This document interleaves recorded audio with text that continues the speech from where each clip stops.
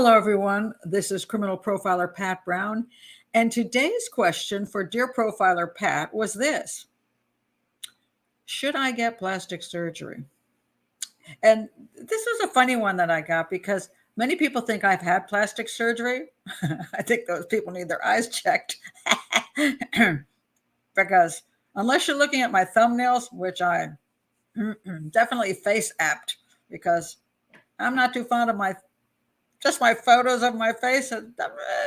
No. So yeah, I face out the crap out of them because when I go through all my videos, I go, oh, that looks nice, and that looks nice, and that looks nice, and I'm like, I know I'm not catfishing because as soon as you hit the button, start playing the video, it's like, this is who I am. All right, but and so I've never had plastic surgery. Never. And I've never done any, I'm a lazy person. So I don't go get face treatments and all the things that might make me look a whole lot better.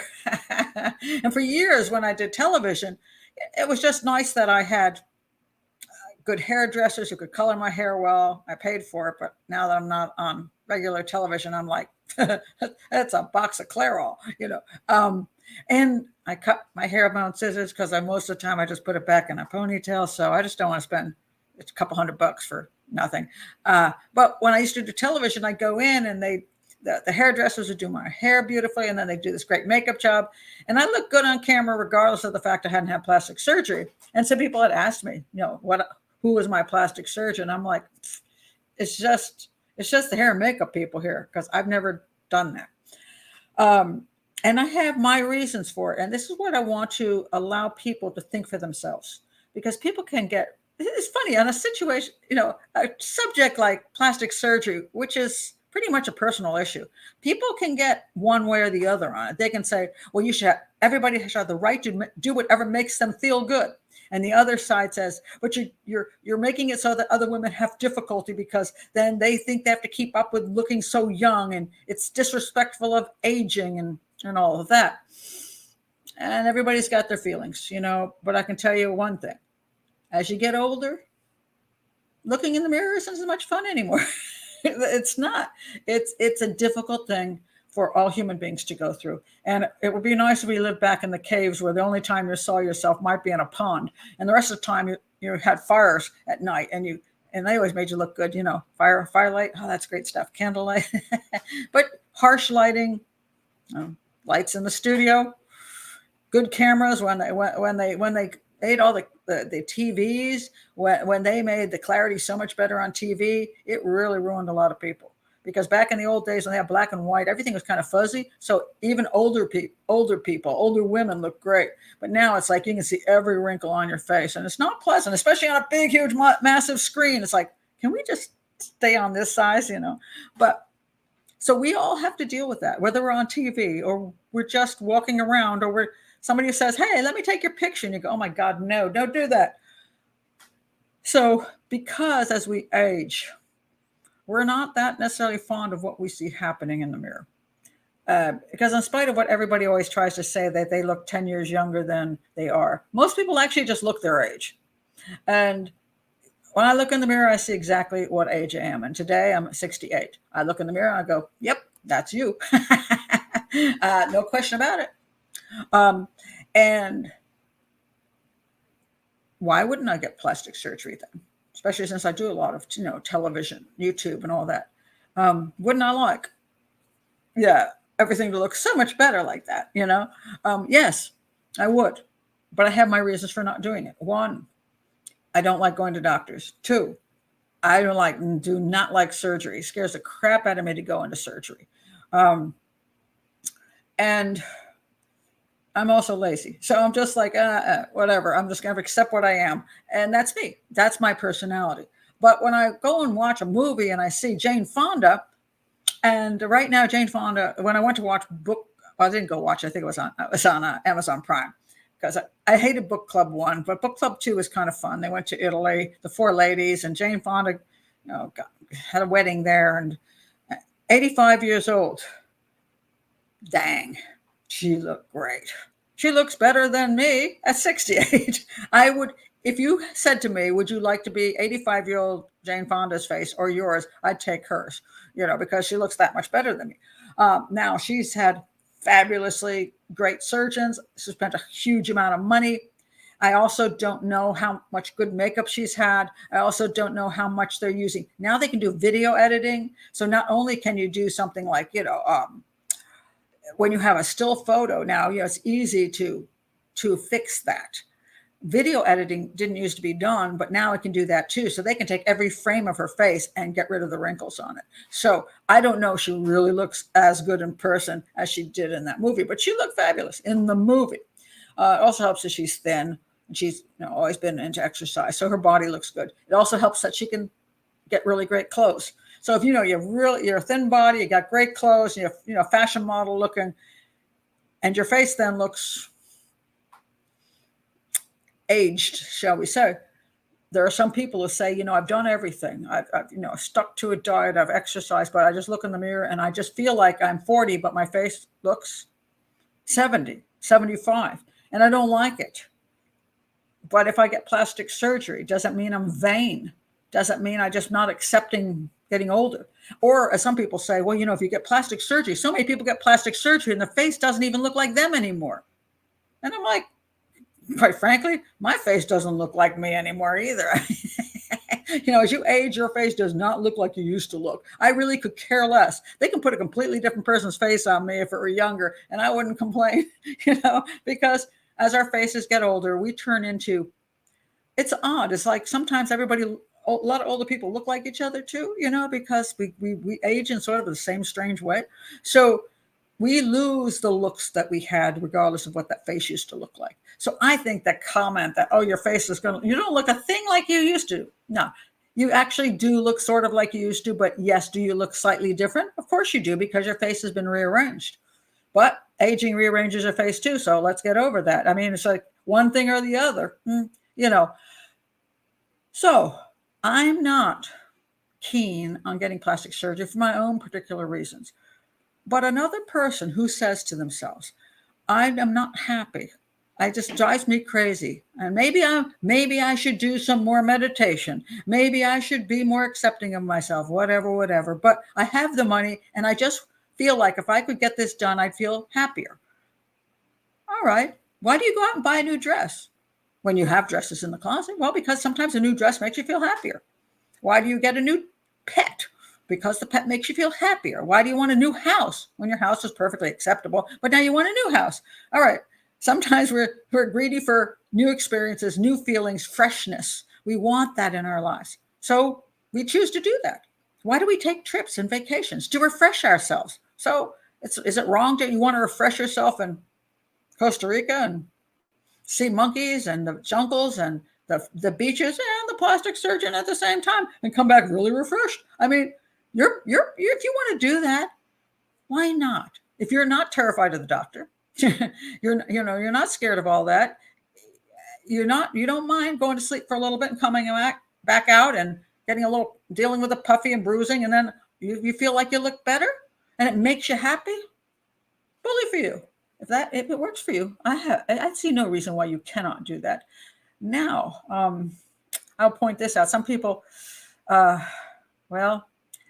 two things I want to point out. One is that sometimes people think it's such a vain thing to do. What if I died on the operating table? Well, I think that's very similar to the way I've sometimes felt on a plane. You get on a plane to go on this trip. Your whole family's at home, but for me, I don't like cold weather. So, I'm going to go to Hawaii. So I'm on the plane, and then we hit a really bad storm. And now I sit there and say to myself, I should have stayed home. Just to go away for a few weeks in Hawaii, just because I happen to want to be in a pretty place with palm trees, what an idiot I am. Why didn't I just stay home with my family? I could have 20 more years with my family, but no, I had to be selfish and want to go off on a trip to Hawaii.